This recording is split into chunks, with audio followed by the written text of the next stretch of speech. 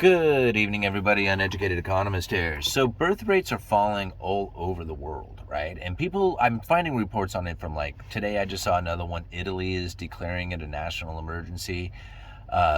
South Korea was talking about the incredibly low, record low birth rates. Here in the United States, they're talking about it. All the Western nations and more advanced economies are all suffering this. And now there is a lot of reasonings for it. A lot of people will say education. Some people will say stuff like the distribution of birth control. A lot of people will say that it's a societal impacts from education, from women getting more degrees and pursuing a career rather than pursuing a family, and that makes a lot of sense to it too. Now, really what it comes down to is an economic event. And now I do have to agree a lot with the idea that when a woman gets a degree and starts a career, postponing having a family is probably more prevalent now than just about any time, right? So it makes a lot of sense when you think about that. Now, really what it comes down to is whether or not a man wants to start a family. Because a woman can have a child, right? But generally she's not going to want to have a child unless she feels that she is going to be doing that, raising that child in a family. So basically a man, right? Now, I understand that there's all kinds of new ways of family and the way families are raised now, but I'm generally speaking here, right? Now, really, if a man doesn't want to start a family, then family formation won't take place. See, most women, I would assume, generally speaking, would want to have children in their life at some time. And most men, I feel, at some point in their life would like to have a family. And this is an instinctual thing that's deep down in every human. It's just the way it is.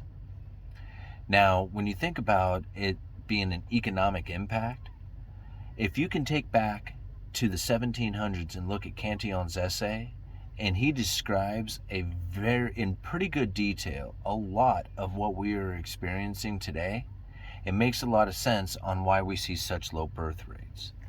Listen to some of these paragraphs. Now, you do have to understand this is Cantillon's essay from back in the 1700s, so they're talking about horses and wagons and living off the production of an acre of land and stuff like that. So, but still, if you relate it to today, you can find that a lot of the economic principles and economic forces that were taking place back in the 1700s are still taking place today. So listen to this.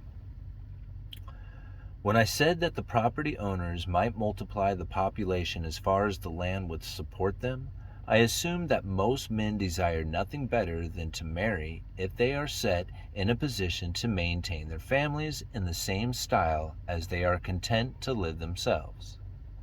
That is, if a man is satisfied with the production of an acre and a half of land, he will marry if he is sure of having enough to maintain his family in the same style. However, if he is only satisfied with the production of 5 to 10 acres, he will be in no hurry to marry unless he thinks he can support his family in the same manner. So now you think about that. If a guy is content to live poorly, he's okay with his old truck, he's okay with the old stuff, well, and he can earn an income, well, then he might be able to support a family.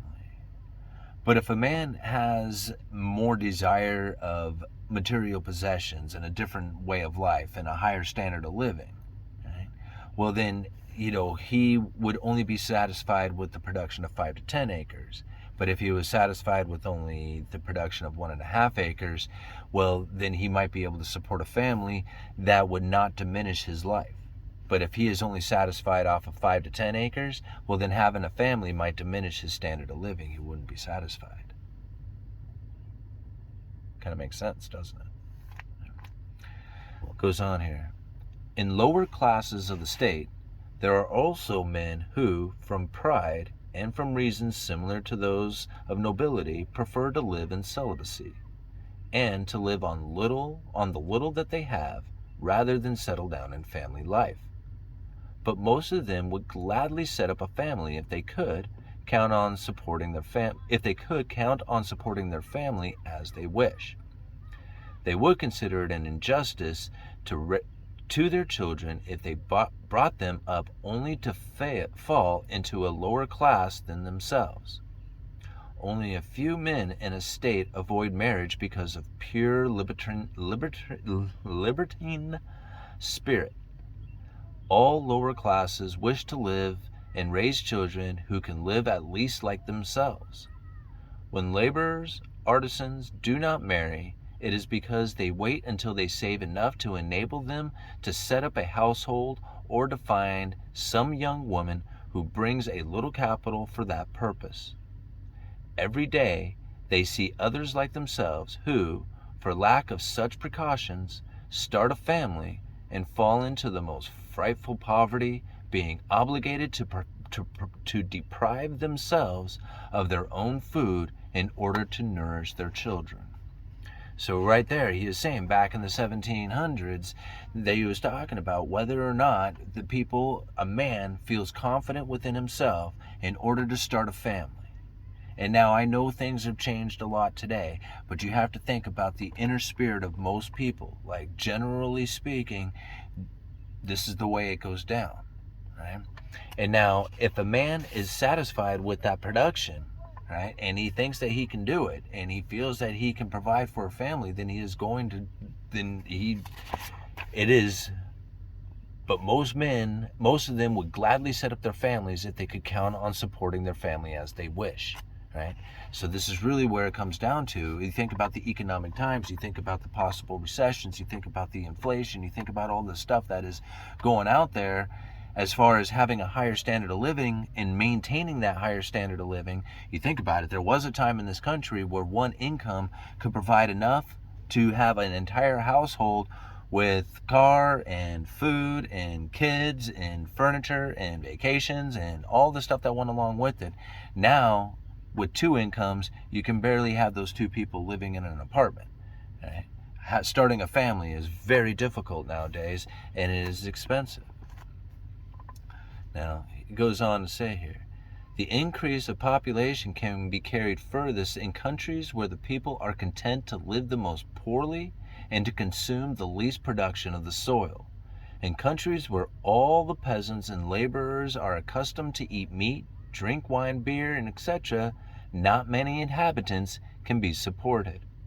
So you think about it, people are entitled to all this stuff. They have all this variety, they have all this food, they have all these things. Right? Well, now being able to have children and have all those stuff inside of that community becomes very difficult, right? Because there's simply just not enough for the children, right? Or to sustain the way of life is really what it comes down to, since we live in an area of abundance. But that's really what it comes down to, is that sustaining that way of life is very difficult when you're so accustomed to eating meat, drinking beer, and hanging out and doing all the other stuff. Men will multiply like mice in a barn if they have unlimited means of substance.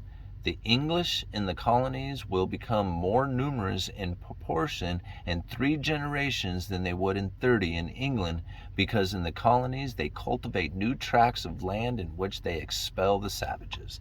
So they're basically saying right there that they take these lands from other people and use that land to produce enough to raise more children. Right? So if you feel that you can do it, right, especially after you kick all the savages out, which is, kind of terrible to think about, but still, at the end of the day, it's a matter of being able to provide enough for your family. And that's really where I think that most people are feeling very discouraged, right? That's the reason why you don't find family formation taking place.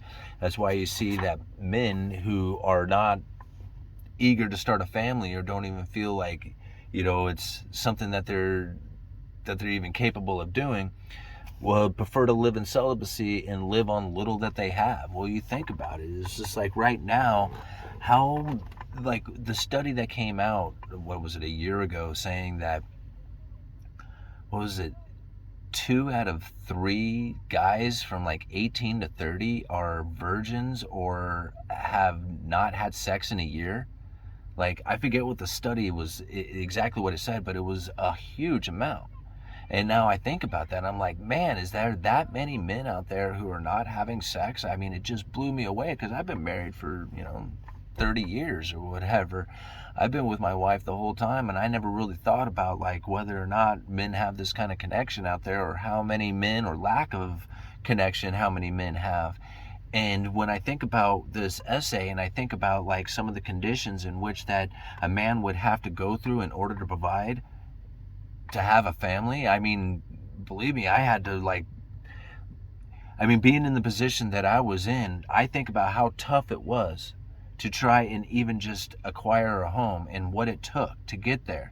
Like, I can't imagine trying to start a family right now, being a young 18 to 25-year-old young man. I mean, it's just like, that isn't even in the realms of possibilities. So when it comes to like the idea of having a family or family formations, most likely it's going to start into the 30s. And by the time you're in your 30s, if you are set in your way of life and you have that standard of living, the chances of you wanting to have children into that standard of living is going to be very difficult, because most likely you're going to end up lowering that standard of living.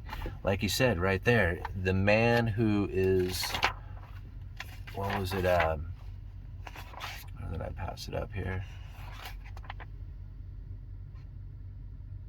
I lost it. Oh, here we go. When I assume that most men desire nothing better than to marry, and if they have set in a position to maintain their families in the same style, that they are content to live themselves. That is, if a man is satisfied with the production of 1.5 acres of land, he will marry if he is sure to having enough to maintain his family in the same style. However, if he is only satisfied from the production of 5 to 10 acres, he will be in no hurry to marry. They're in no hurry to marry, right? Because one, if they're satisfied with the production of 5 to 10 acres, right? You got your truck, you got your apartment, you got your things, you got all this stuff, right? You can't really raise a family into that. You see? So the standard of living has moved up in such a way that for men, it's made it very difficult for them to even think about trying to start a family. Uneducated Economist, you let me know.